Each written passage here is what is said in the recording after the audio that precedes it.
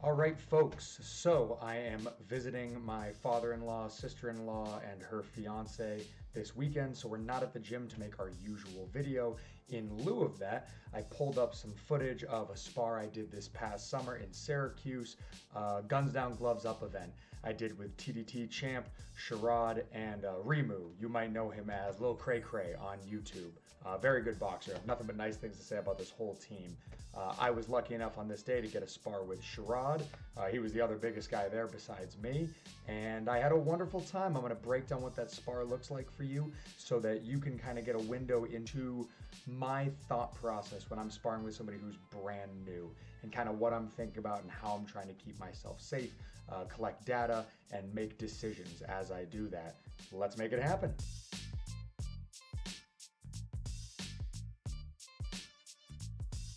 Love the infographics. So much fun. What a great event. Anytime I'm working with somebody new, I go out there and I jab and I control distance. Jab and I control distance. Whenever you're working with somebody who hasn't shown you what they want to do and shown you the tools in their tool belt, you don't want to ever leave yourself exposed. I've always heard a jab described as a quick, probing, non-committal punch, and those are the things that you want to be early in a spar or early in a fight. Trying to get my head offline proactively, trying to layer in my defense, and right there, trying to punish some bad behavior I see early. So whenever you're working with somebody new, you got to remember, you train them how to treat you. If I'm working with somebody new and they stick their arm out here in my face and I let them do that and I let them get away with it, they're going to do that over and over again, and they're going to bully me for the rest of the spar. I got to let Sharod know that he's got to be using those hands either for offense or defense every second of this fight. He can't just leave them hanging out there. It's not enough for me to defend a technique like this. You absolutely must disincentivize, you must punish this type of behavior when you're sparring or fighting.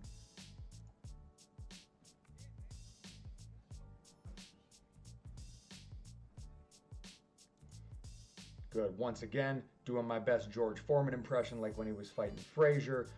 Small, aggressive, powerful fighter gets low and explosive on me, and I frame him out. I can't let him pop up aggressively ready to counter when we're in exchange range. It's better for me to break his posture and frame him into a bad position. And we're all being friends here, so there's no point in me diving on him at that moment. This is a friendly spar.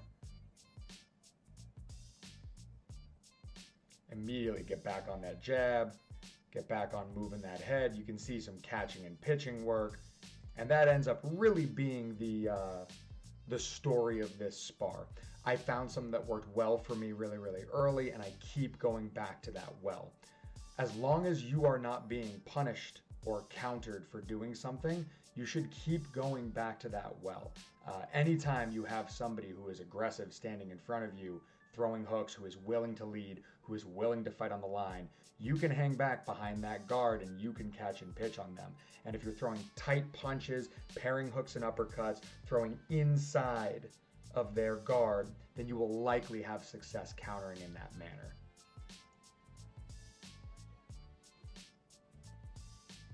Trying to pair those hooks and uppercuts, but he exits range really well and circles back around to open space. We're not in a ring here. We're not playing on the ropes. Nobody's stuck in the corner, but you can see we both have those good habits that we circle when we're near the crowd, and we try to get back toward the center of open space where we have the most options.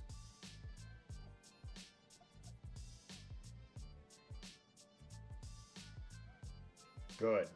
Nice turn there. The comment section was going crazy about that little uppercut there where I catch him and I lift him up off the ground, but I think he was already standing up. I don't think that was an especially hard shot. You'll see right here something interesting though. As he frames on me and I end up elbow side here, I know that he can only attack me from his open side, my closed side. So defending myself in this situation is easy. I don't have to sit here and think, is he going to hit me with a 3? Is he going to hit me with a 6? There's only one punch he can reasonably throw at me here. So I just lift my hand up, keep calm, keep composed, defend that shot, and we continue on our way.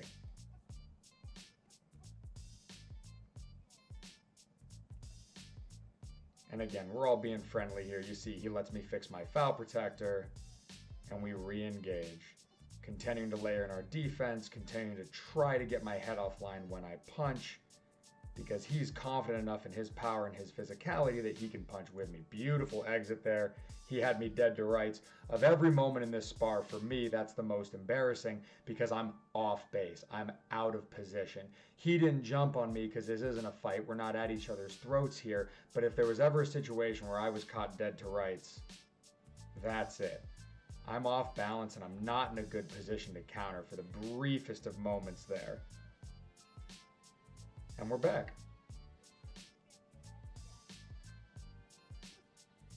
There it is, hooks and uppercuts, catching and pitching, and you can see I fall in there. I'm still not quite sure how much power to be using with this kid. I'm a little bit bigger than him, but he hits hard and he's tough. Good, good, good.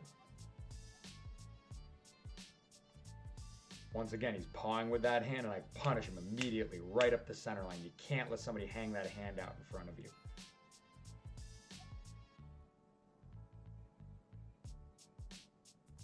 Circles back to the center of the ring, a good habit to have.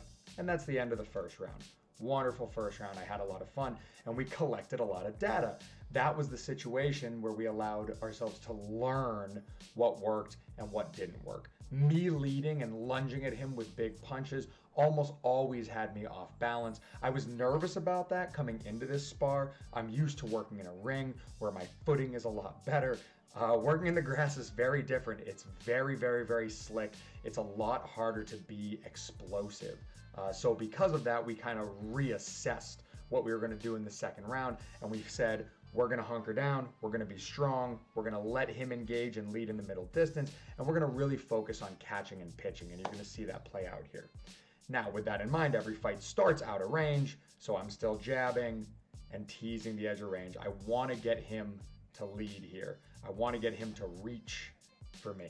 That was a fun little moment where I just break rhythm for a second. I look like I'm ready to fight, ready to rock, and then I settle into a nice relaxed stance. He relaxes, and then the second he relaxes and matches my energy, bang, I explode in on him.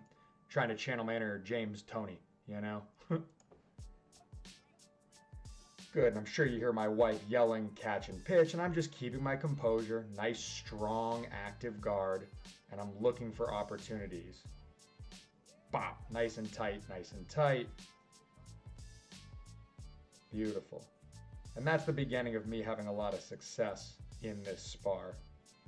So right there, I showed you how you should behave when you're elbow side earlier, and this is a really good example of how you shouldn't behave. So right here, Sharod is on my closed side, he's elbow side. I can literally only hit him with one punch from here. It's that 4 over the shoulder, not even the 4, the right hand over his shoulder. He's either got to get his left hand up or he's got to move to his open side. The one thing he can't do is he can't move to his closed side and come back online. He does that and he pays the price for it.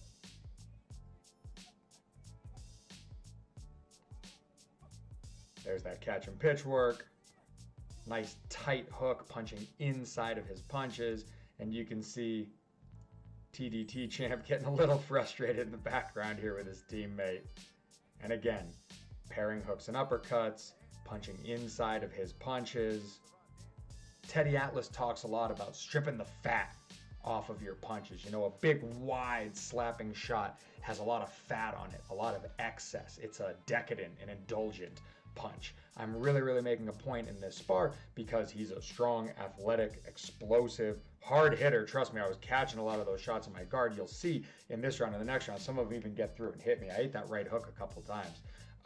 He hits hard enough that I need to punch real small and real tightly to be able to get inside of his guard. I don't want to risk getting clobbered here. And above all else, something I yell at my guys a lot, your weight's 50-50, your hips are neutral, you've got bend in your knees, you can see your opponent, your eyes are up, your chin is down, your elbows are pointed right at your hips. No matter what your goal is, unless you know something about your opponent, you have an edge on them, you're breaking one of those rules on purpose, you should have the discipline to hold that kind of structure, to hold that level of focus when you're sparring with somebody. It's going to keep you alive and keep you safe.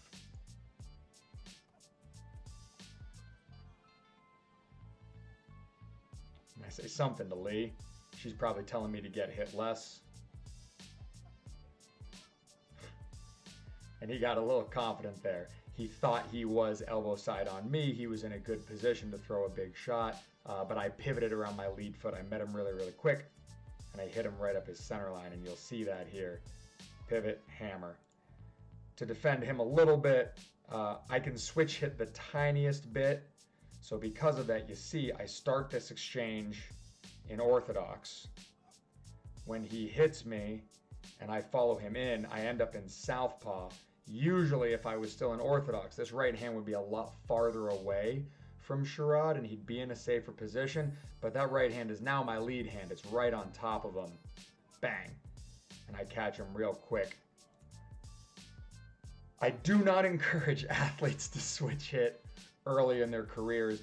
There's this old saying in boxing, most switch hitters are just bad at fighting out of two stances. But if you've developed a complete functional game out of one stance, then I think it's safe for you to start experimenting out of the other stance and start finding moments that you can have success and advantages in switching stances. Caught Rashad there just walking through my cross lane. Caught him again, just hanging out in my cross lane.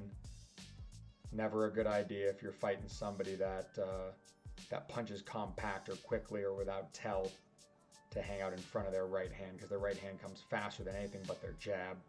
Again, you see me catching and pitching, using hooks and uppercuts, trying to keep a strong base. I love this moment. I'm trying to be friendly. I give him a second here because his headgear gets knocked off, and he doesn't want none of it. He's a gamer through and through. He's super tough. I can't say enough nice things about Sharod. I wish I could spar with him every single week. He's wonderful. If I had 6 Sharods out of my gym, I'd have 6 Golden Glove champs out of my gym. He's wonderful. He works really, really, really hard. And that's why this was a lot of fun. Not an ounce of quitting him. Good, he framed out with that right elbow, that's good. He catches me with that right hand over the shoulder, but because I can see, I could brace and move with that shot. Good boxing there from both of us. If you want to see just good classic proactive defense, you can see we both throw shots and exit out. That's how you keep yourself safe. You're not being reactive and getting out of the way because you see a shot coming. You're getting out of the way because you recognize your vulnerability to a punch that could come. And in the background there on the right, you can see my wonderful wife, Lee. She's the one who edits all of these videos.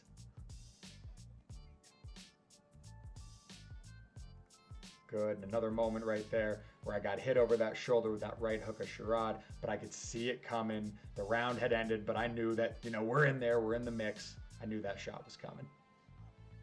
So we're moving into the third round here. At this point, it's hot. It's got to be 94 degrees out. I think this was like July or August or something. It's real hot. And I can feel the steam coming off of his punches a little bit. So I think I say something along the lines of, yo, let's get this. Let's have some fun. Let's put on a show for this last round. And I think that we do. Wonderful. So you see, instead of jabbing and controlling distance, in this round I walk right into that middle distance. I throw my high guard up right off the bat because I'm ready to get at it. Let's have some fun. I'm trying to catch and pitch, and I'm trying to lead a little bit more here, which means I'm using my longer punches, like my 1 and my 2, instead of sitting back and catching and throwing hooks and uppercuts on my guard. And right there, just like in the first round, he gets low and he's ready to explode up on me, and I frame. I try to break his posture. I don't let him get under me and be a little bulldozer that's going to flip me over and make me take a bad shot. You don't ever want to get hit up. It's hard to absorb force when you're getting hit up. If you're getting hit down, then you can use the ground, you can use your legs, you can use your posture to help dissipate that force.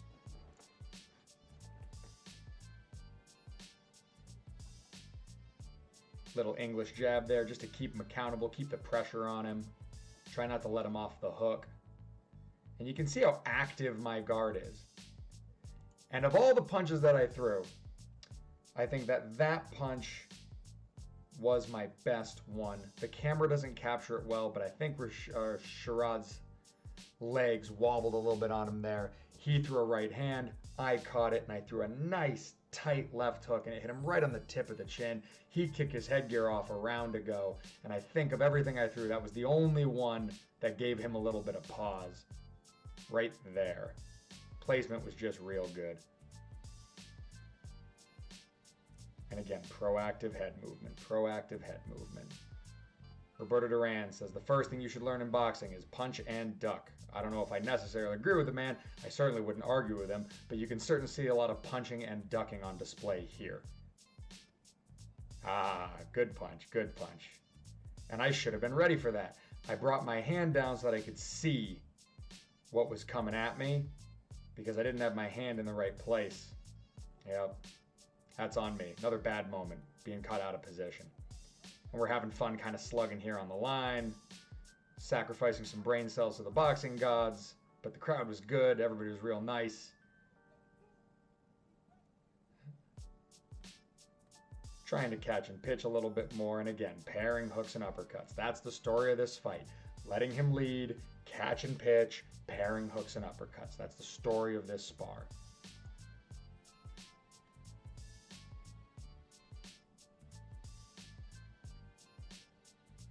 Keeping the pressure on him, walking him back, and trying to still be nice.